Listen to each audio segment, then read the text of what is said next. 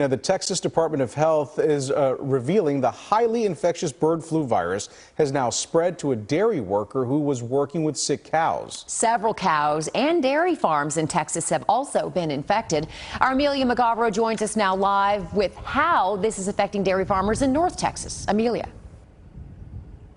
Ken and Karen, I'm actually outside of a dairy farm here in Texas, and the reason we are outside and not inside the property is precisely because of this bird flu and avian flu, because this flu is actually causing dairy farmers to take extra precautions and really limit and restrict access to outside people and just have access to workers. So that is precisely what this dairy farm is doing right now. But Texas officials are really urging dairy farmers across the state to take those extra safety precautions after cases of the bird flu have been found in cows for the first time in the U.S. 5 states are reporting dairy cows have tested positive for bird flu since the end of March, suggesting it's likely being transmitted within cattle herds. The latest human case is the second time in human history that a human has gotten the bird flu. The first was back in 2020 in Colorado.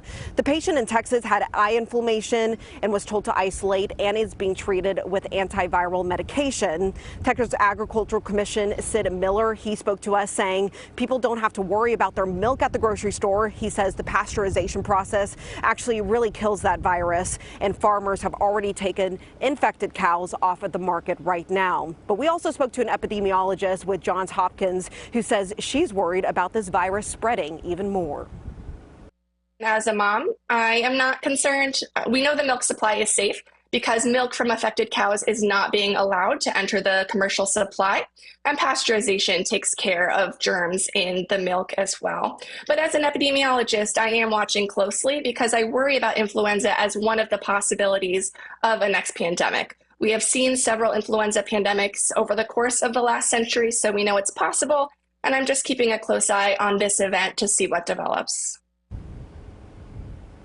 And the CDC says the risk of humans getting this bird flu, it's low, and you don't have to worry about the commercial milk market right now. And also, the bird flu has only been detected in milk cows, not beef cattle.